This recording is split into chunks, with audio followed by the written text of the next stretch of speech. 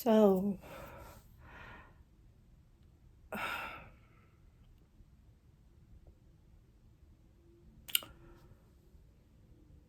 I went to I don't even know what you call it.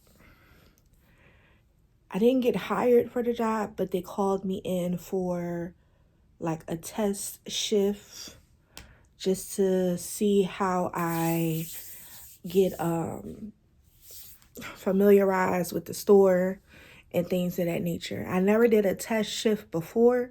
It always was like you got the job, and then it's like an orientation more so. But however, I'm doing a good job from my understanding. It's just a store. And they have certain ways how they put stuff back. So I'm putting the stuff back.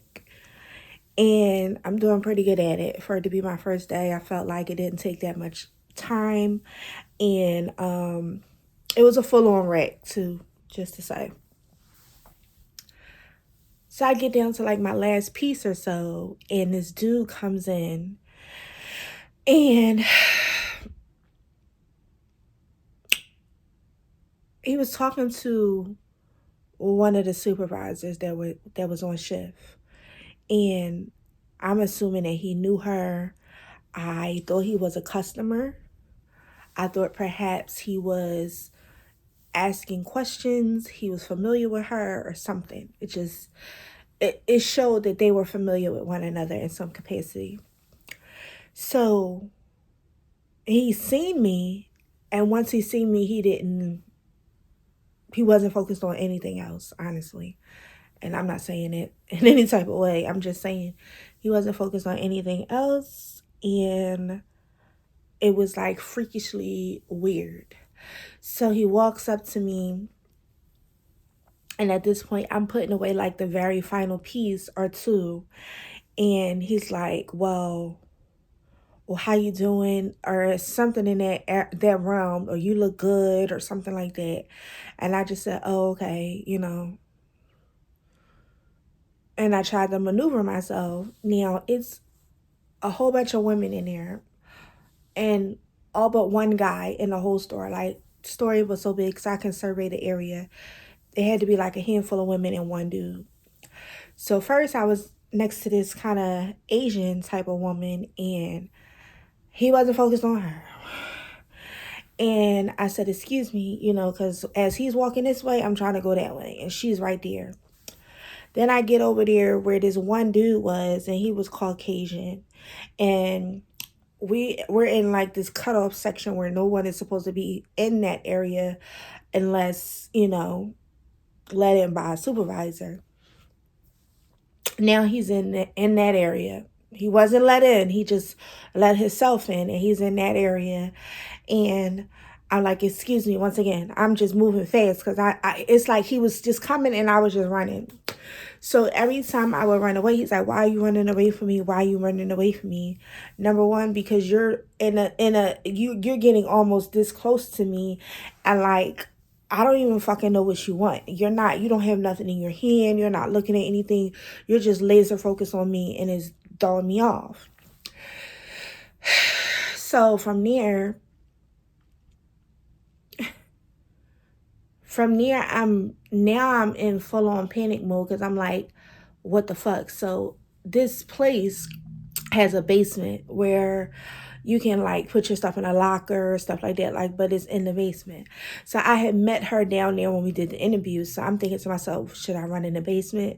Because I noticed that that's the only place where I can run at this point, because can't get to the door or nothing, because this is how much she kept chasing me. Now at first it was kind of like a kiki, like, but that kiki wore off the first second that he was following me. I felt like this was a serious thing. He had like this heavy coat on, even though it was winter time. It's like I just didn't know what to judge this situation because I'm not familiar with the area and the store and how he correlate with everything. So I'm just running around everywhere. Finally, the supervisor, the one that I interviewed with before in the basement, she said, just go in the basement. I don't know if she remembered or not, but there's like this key. It's a pad, like a number pad that you have to put. You have to put the code in. You have to know the code to just go in the damn basement. And it was another room, maybe perhaps it was a bathroom, and that had a key thing on it too. So I'm jiggling that door. Mind you, as I'm jiggling it, he's walking towards me. As I go to jiggle the other door, he's walking towards me. So I just stopped, and I'm like, oh my God, like this can't be real. Like what the fuck is happening right now? So one of the other employees is like, oh, are you okay? I'm like, no, this guy is following me. They was like, I know, but like, I said, she told me to go in the basement, but I can't get in there. She's like, do you not know the code? I said, no, I don't know the code. And she was like, well, just, I'm standing in between y'all. Cause at this point now he's walking and I'm here, she's there, and he's over there. So at this point, she's just like, whoa, I'm standing in between y'all. Shouldn't be a problem. Oh no, now he's walking around still trying to get to me. And at that point, we would have been sandwiched in with him on the opposite side. So I said, oh my fucking God. So now the lady is at a far. She's like, go in the basement first off, as if, why am I running from him? But then, bitch, I don't know the code. So I'm like, I don't know the fucking code. So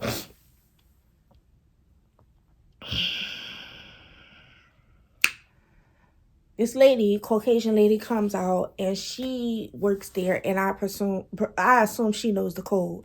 So we're both rushing towards the basement door together. And she was like, oh, you don't know the code? No, ma'am. Duh. That's why she sent you over here. So now I'm like, why is he chasing everybody down? Why is he chasing me down, but not chasing them down? Like, I don't even know this dude. So now he's so close to her. He like, I ain't gonna do that. I ain't gonna do that. So now he says, so why you trying to go down there? Why you trying to go down there? So I run, as soon as she opens, I run to the basement and I pulls it shut right behind me. Thinking to myself, I pray that this door stays shut, right? Well, she must have ran off immediately once she opened the door, because now all I hear is his voice, and he's not yelling. He's whispering in the door. When I say this shit got so creepy, because number one, I'm scared of basements, if I didn't mention that in a couple vlogs ago, okay? Now I'm standing in this basement, and the basement goes down, so it's like all these steps or whatever, but it's a lot of steps, and you're a great bit away from the bottom level. So I'm standing next to the door thinking either he'll go away, leave the store. It's nothing, right? He starts whispering in the door saying, yeah, I'm going to put my fucking, he talking just crazy. I'm going to put my fucking shit in your butt. Oh yeah, I'm going to put strawberries in your ass. I'm going to do all of this. I'm going to do all of that. And I'm like, I'm listening to this shit and my fucking skin is crawling, because whole time I'm holding the door and he's jiggling at it and he's saying all kinds of crazy shit. So I'm like, what the fuck is happening? I'm thinking to myself, I can't catch a fucking break. That's what I'm thinking. So I'm like, Lord Jesus, Jesus, Jesus, Jesus, Jesus. Like the whole time, that's all I think. Like every time I get scared, that's all I say is Jesus, Jesus, Jesus, Jesus, Jesus. So I'm like, you get me out of this situation. Like, get me out of here. So now I can't see what's happening, but I know for sure that there's a camera down there, because remember, we interviewed down there, and I know that I can see something instead of just standing there blindly holding his door. Like, did he walk away? Because eventually the voice, the whisper stopped or whatever. So now I runs down in the basement, and I'm like, looking at this camera. Meanwhile, I'm still like thinking, should I grab my coat that I put in the locker and just walk out of here? But then if I walk out of here, I don't know what his I don't know what his end game is, you know what I mean? So I don't think it's a good idea to leave out of here. While I walk further into the basement, and it's one of the creepiest basements you can think of. Like at this point, it's a basement with like these makeshift hallways. It's almost kind of like cave like they got an area and all these cave like areas that they kind of have cut off with weird shelving, very unorthodox as far as storage is concerned for a store. So now I'm looking at this camera and I'm like, I still see this motherfucker in the store, but then I didn't see him in the store. And then suddenly I hear the knob in which I was holding, I hear it jiggling. Like this bitch is really trying to get in the fucking basement. So I said, oh no, I said, I don't know what to do. So I grabbed my phone and I called 911 because I said, at this point, I'm locked in his basement. I'm cut off. Clearly, these people is scared of him. I'm clearly scared of him. And I'm the one that's kind of closed in at this point. They're more so close to the door to just run.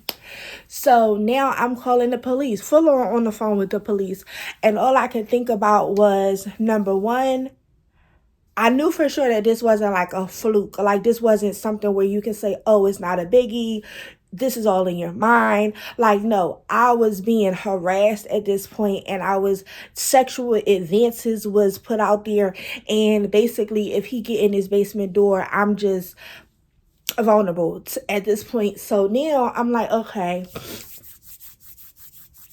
I calls the police. I'm on the phone with the police and I'm like, oh, I'm at such and such location. I'm like, I'm at this store. That's why I kept saying, I'm at this store. I'm naming the store. I kept naming the store. Where is that at? Where is that at? I need the exact address. To me, I'm thinking the police already know where you at as soon as you get on the phone, but maybe the fuck not. So now I'm like, okay, yeah, I'm pulling up my Uber because my Uber is the quickest thing I can think of where the last place it dropped me off. So I read the address off. She was like, okay, what is happening? What do he look like? And I normally don't pay anybody that much mind, but for some reason that day I was like looking at him like, because the reason why I was looking at him up and down was because I'm like, I'm trying to gauge whether he was homeless, whether he was sane and stuff like that. And I'm like, well, he got on a clean pair of pants. You know, he had on like these kind of high watered style army fatigue pants, white socks, black boots, and this type of like heavy down type of coat. And he had on like this little cap or whatever, but everything looked substantially clean. So I'm like, okay, maybe he's because the type of stuff that he had on was the type of stuff that was in the store. So I'm thinking this is his shit. Like he shops here, right? So now I'm describing to her and I'm thinking to myself, I really don't know what type of mentality that he's in. She was like, do it seem like he's disoriented? Clearly because he's not letting up. And and at the time while I'm on the phone, he's still jiggling his fucking door. So I said, okay, I'm scared at this point. I said, I'm going to have to grab something to protect myself. And I'm saying it while I'm on the phone because I'm like, at this point, I'm already on the phone. I'm telling y'all something's up. So if he come down here and I got to do something, I got to do what I got to do. But I was so scared. My body didn't even feel strong anymore. And I'm a fighter. I get tough. I done been through all the things.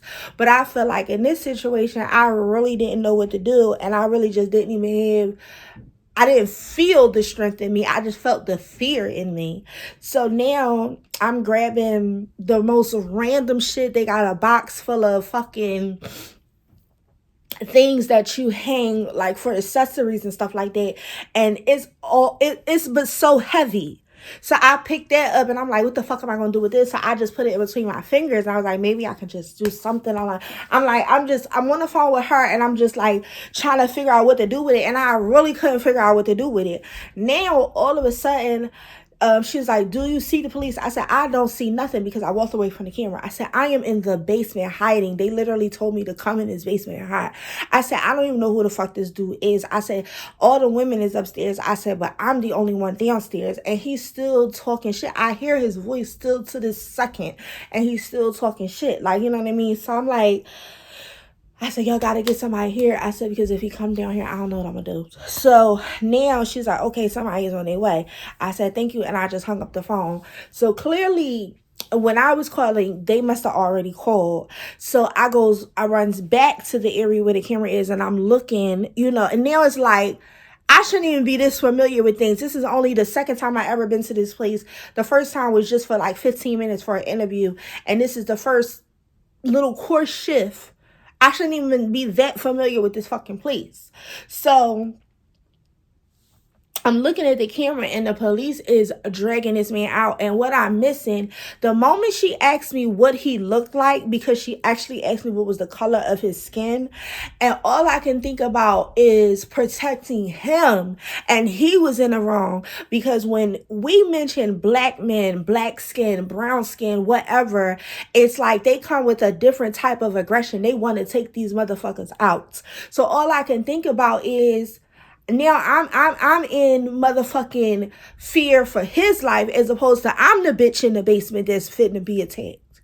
You know what I'm saying? So I'm like, here we go with this fucking shit. So when she asked me what was the color of his skin, I hesitated. And I'm the one being the fuck attacked. Because all I can think about, I don't want nothing to happen while I'm in this basement hiding. He do something wrong and they shoot him or they kill him or something. And why should I even fucking care? You know what I mean? In this situation, because I'm being attacked. It shouldn't matter the color of the skin, but because I'm the advocate for just protecting our black men, why the fuck did it have to be like this?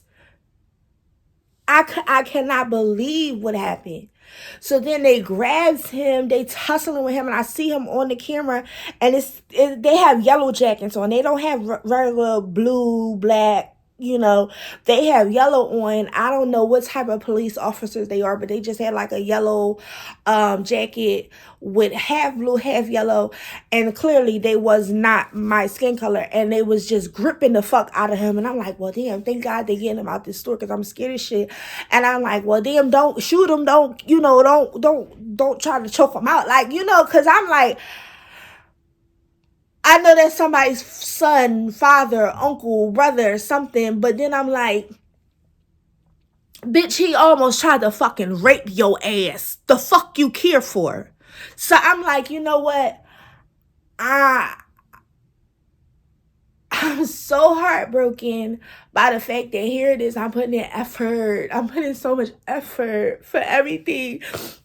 And then this shit just happened out of nowhere.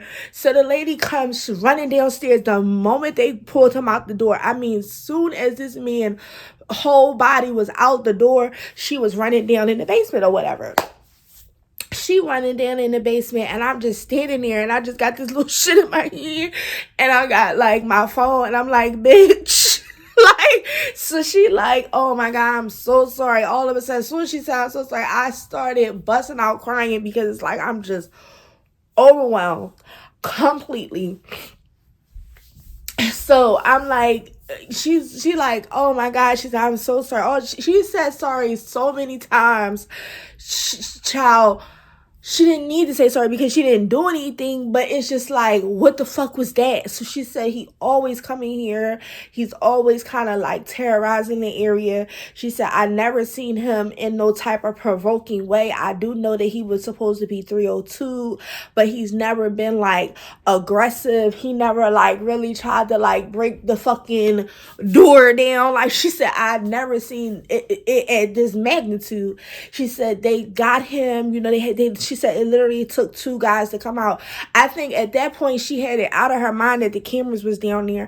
I don't even think that she knew that I called the cops as well, because she was like, oh yeah, I pressed the button, because they must have a button to call the cops or whatever. She said I was pressing it. She said they couldn't get here fast enough. And I couldn't even get to say that, yeah, I called. You know what I mean? I called the police too, or I seen it on the camera. Like, she literally, like, it's almost like she forgot everything too. And she's just like, I'm so sorry. She said, please. She said, I said, I just want to go home. Like, I just feel like it's too much. I already knew that it was 2 hours, because it was only 2 hours for this shift or whatever. So I said, I just want to go home. Like, at first, here I am. I'm like, well, is there anything else you need? That's what I want to say. But then it's just like, I just felt like, Makaya, you just need to go home. It's not about what anybody else need from you. 100% of you need to be removed from this situation, and you have nothing left to offer. You did all that you could. When I went to the locker to get the phone, I could have grabbed my jacket and my coat, but I was scared to go back out there. But also, I was like, she might, I still need the job. No, it don't matter the job, it don't matter the situation.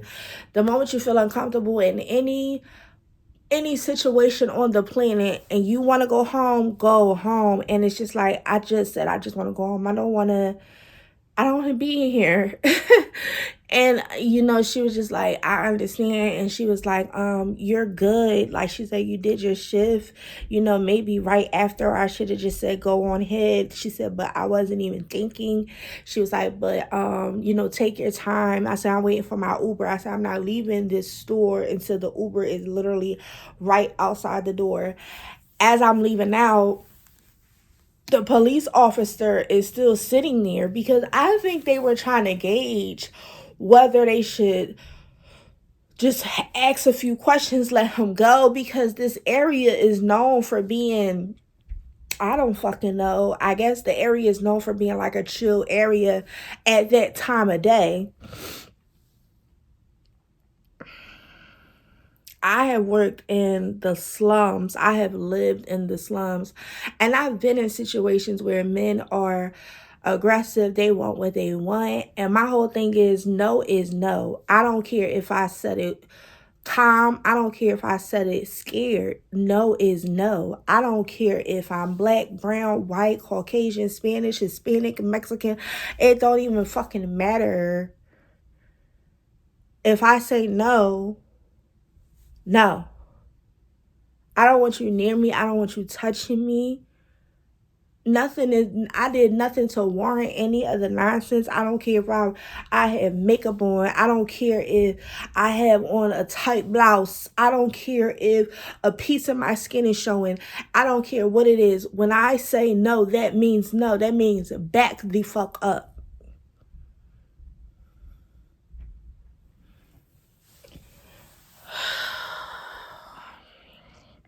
And like I said, I worked in the hood. And to be in an area that is supposed to be of whatever standard, it just goes to show that no matter where you are, things can go left. It's not if you on the top of Broad Street. It's not if you on K&A. And it's not if you on some bougie motherfucking strip in some bougie ass boutique. This happened in a boutique. Beyond me.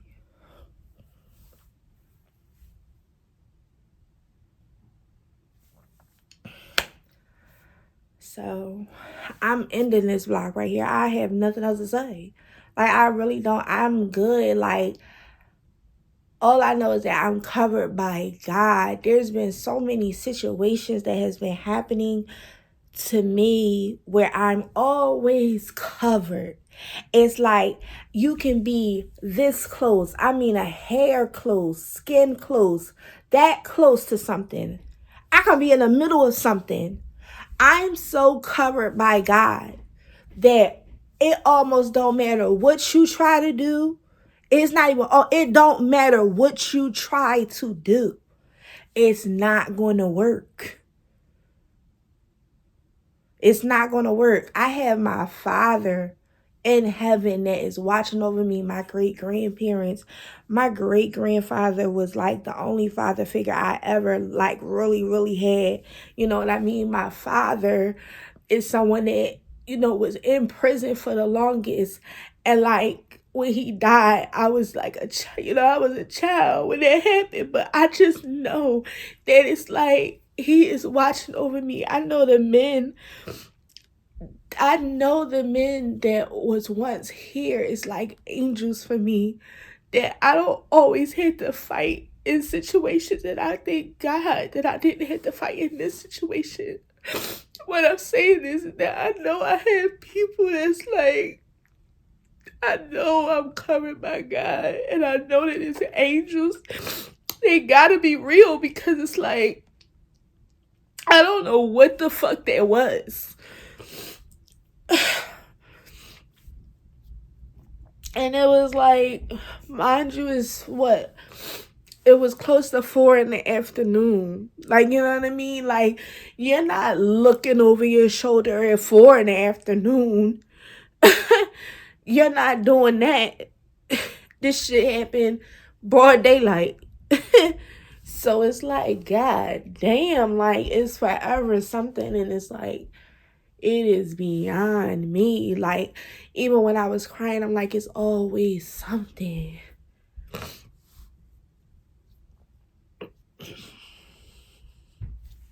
Okay.